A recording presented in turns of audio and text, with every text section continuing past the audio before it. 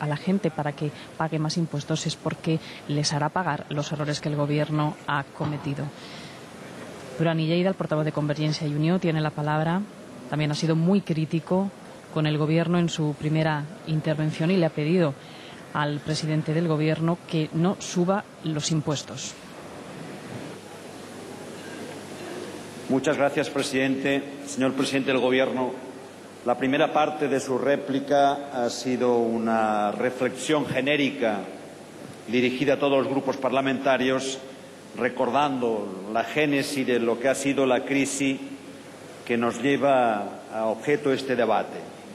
Evidentemente, debo decirle que seré el primero en nuestro grupo parlamentario en alegrarnos de que exista una recuperación económica real de la economía española.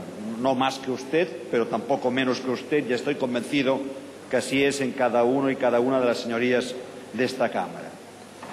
Usted hablaba de crisis financiera y de la respuesta positiva que se ha dado a la crisis financiera, entre otras razones, decía, por el sistema financiero sólido español. Sabe que en esa materia no simplemente hemos estado de acuerdo con decisiones, sino que además nuestras proclamaciones públicas, nuestras declaraciones han sido siempre en este sentido muy responsables y muy poniendo el acento sobre esa solidez. Hay que reconocer, no obstante, que el mérito no es tanto del Gobierno, independientemente de las medidas que haya adoptado, sino de las que en su día el propio Banco de España fijó como consecuencia de experiencias en la banca española que ha hecho posible esa solidez y esa realidad. Habla después de la crisis inmobiliaria y hace referencia a la proyección de esta crisis inmobiliaria en el principal tema que nos ocupa, que es el paro. Y hace además equiparación a Estados Unidos. Pero, señor presidente, aunque la caída del paro en Estados Unidos haya sido la que es, en cualquiera de los casos, España sigue doblando la tasa de paro de Estados Unidos, 18,5 frente al 9,4.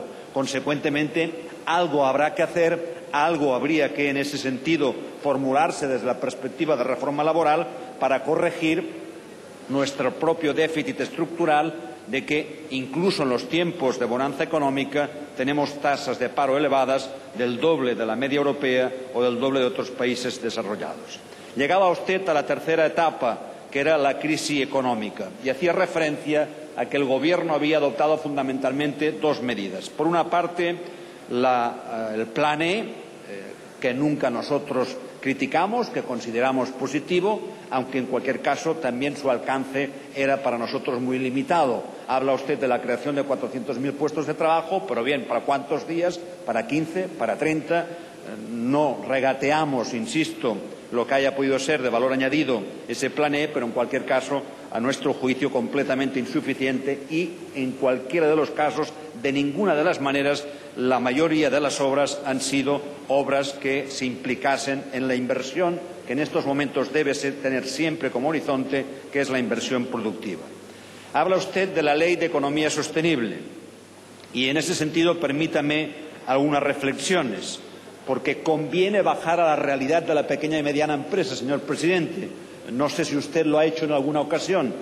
No sé si a usted se le dirigen personas, empresarios jóvenes que tienen en estos momentos dificultades para la continuidad de su empresa, trabajadores autónomos que no pueden entender de ninguna de las maneras algunas de las palabras que se pronuncian desde esta tribuna, porque tienen dificultades para llegar a final de mes, que no les puedes explicar que el ICO ha sido el instrumento posible para que llegase el crédito, porque no les llega, porque tienen dificultades con su banco como intermediario con el ICO. Por tanto, en ese sentido, hay que mejorar la situación y reitero la necesidad de reestructurar el ICO como instrumento mientras no exista una mayor fluidez del crédito por la iniciativa privada para poder realmente dar una respuesta a esta situación.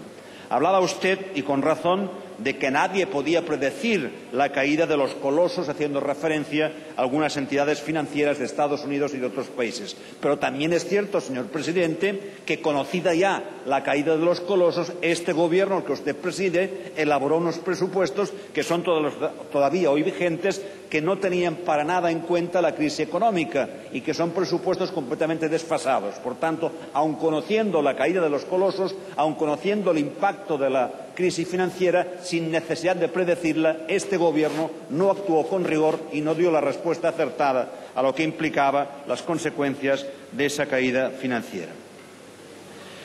Permítame que entre, señor presidente, en algunas de las cuestiones referidas explícitamente a nuestro grupo parlamentario. La primera, referida a los impuestos. Dice usted, no me extraña, coinciden con el Partido Popular. No tengo ningún inconveniente en coincidir con el Partido Popular. Ustedes coinciden cada vez que les conviene. Por tanto, en ese sentido, me parece que está dentro de las reglas del juego democrático. Pero además debo recordarle que en materia de impuestos nosotros nos mantenemos coherentes. Cuando se trata de rebajar